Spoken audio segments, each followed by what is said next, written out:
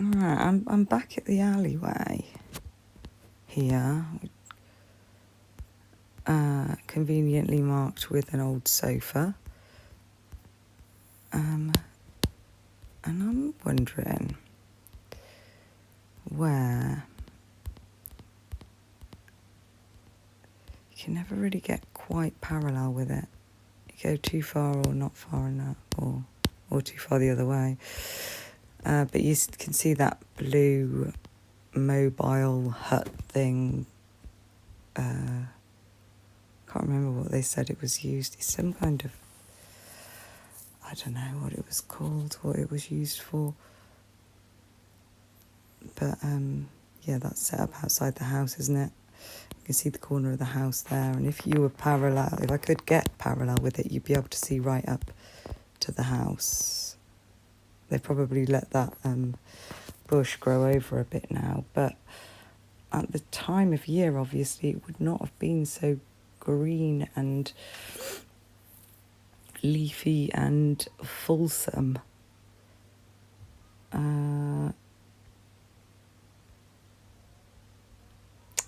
But what I'm wondering is when traffic cone, when the Banfield body cam, I wonder where they parked the car, the hybrid. It's hard to tell in the dark. I'm going to go back and have a look. But, oh, you could see those flats, I think, when he got out of the car. Hold on, I'm going to go back and have a look. So, did he park by the hedge? I suppose he wouldn't have blocked the... But then you could see over. So maybe...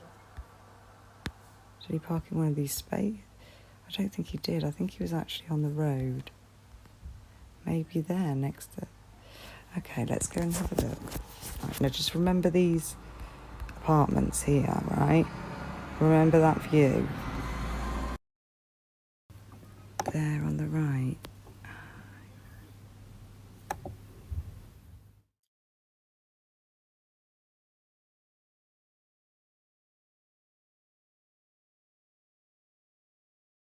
We can see is... Now, I think the white car is parked opposite that alleyway. And the hybrid is parked the other side of the entry to that car park. Okay. Let's just have a look. Back on Google Earth.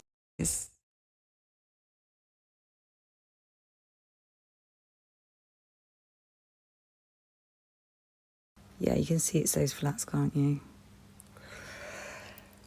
Right. Yeah, you can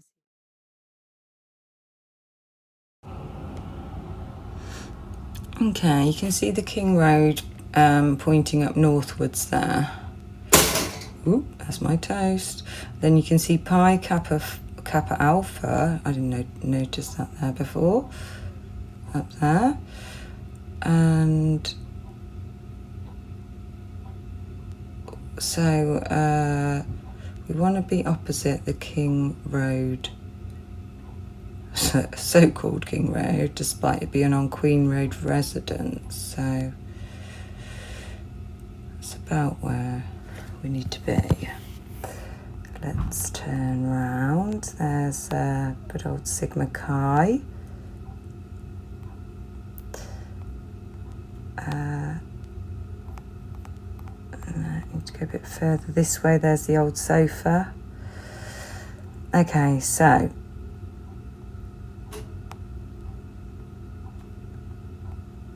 the alleyway. This is where I think that white car is parked. And there, by those bushes,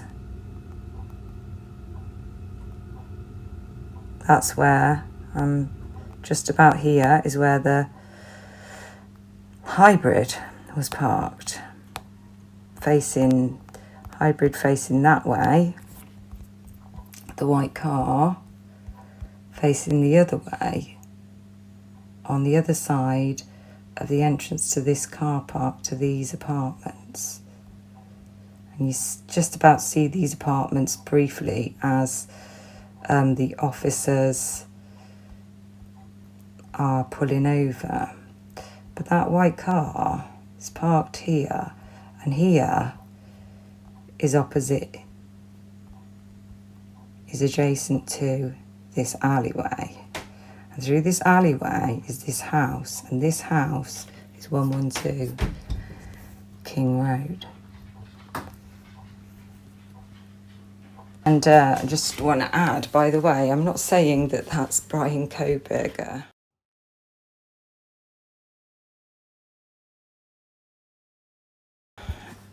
Getting out his car. I don't know who it is. I don't know who committed this crime, and that person might have nothing to do with this crime anyway.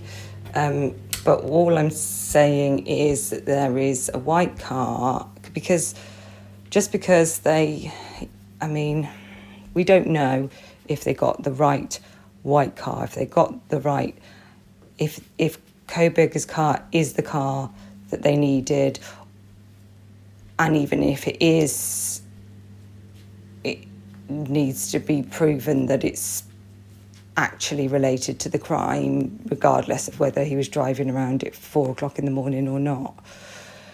I mean, other reasons that he might be in that area at 4 o'clock in the morning is to score drugs.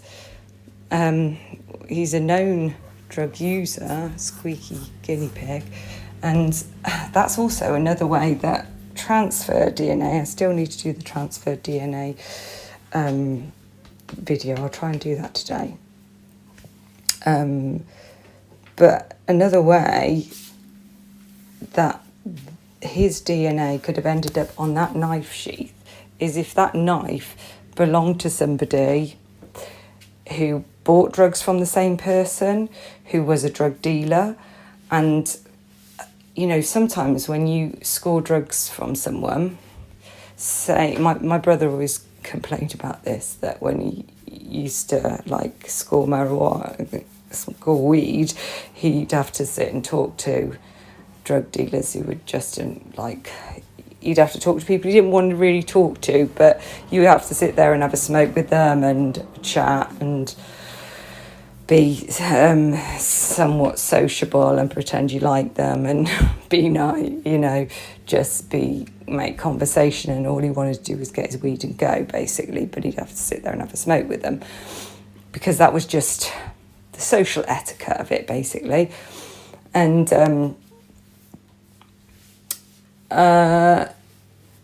so, you know, he could be sitting there could be people leave things around. There could be a knife. It sounds weird to have a knife on the table, right? The coffee table, say. But I don't think it's so weird in America for weapons to be... not everybody, obviously. I'm not saying everybody's got weapons hanging around their house. But I don't... like, having knives and things, I don't think that's... especially in Idaho, I don't think it's as weird as... like initially I was like, anybody who got a knife was very suspicious, and now I realise that the world and their wife have got a knife in Idaho. So, you know, it could be just somebody who collects knives and just, you know, they got a knife on the table. Some people are a bit touchy-feely, like pick things up and fiddle with them. Especially men do that sort of thing, I notice. And in an awkward conversation, somebody might be a fiddler as well. Or somebody might hand it to you for you to have a look at. Oh, look, I got this knife, kind of thing. Or they might be just waiting for the other person to come in the room and they're fiddling with stuff. I'm picturing it in my mind because I can see this situation, but I'm not sure if everybody would be able to picture it because it depends on your life experience, really. But yeah, I can see that's a way that his DNA could get onto that knife sheath. But whether there is other DNA, I mean, obviously we know there's two unknown DNAs at the crime scene, but whether there's more of his DNA and why that hasn't been, because there's going to be a lot of DNA at that crime scene, at that house, because of, you know, we've seen there's a lot of people coming and going. But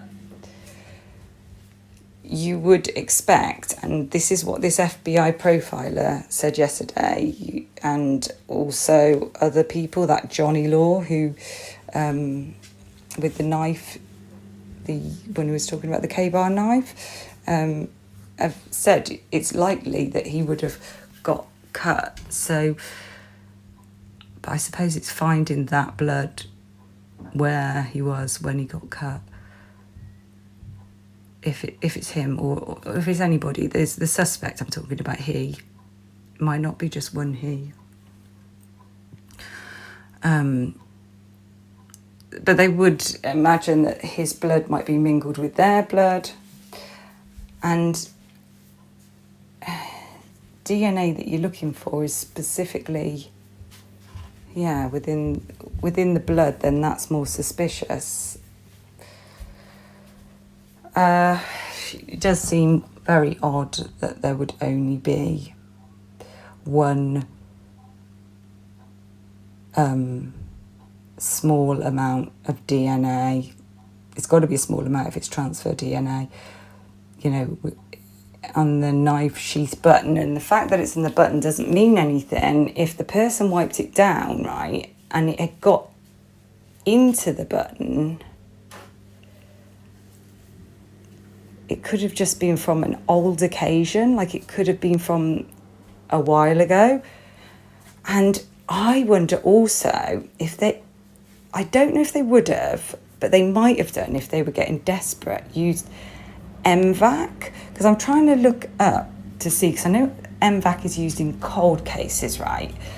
But it's being used more in active cases now, where they're struggling to get DNA, you know, struggling to extract the DNA. And it can extract DNA from like 20 years ago. However, you wouldn't expect that to be what's happening here if he hasn't lived in that area for 20 years.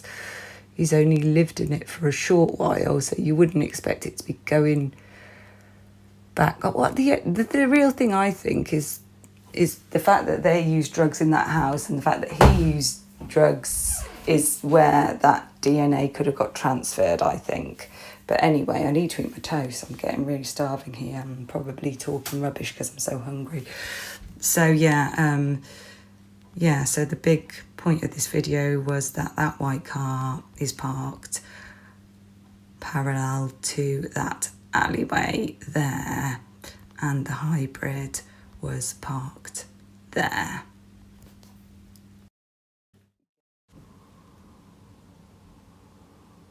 So I think it is those flats, because so at King Road there, that just in case anybody hasn't heard of M-vac, which I mentioned,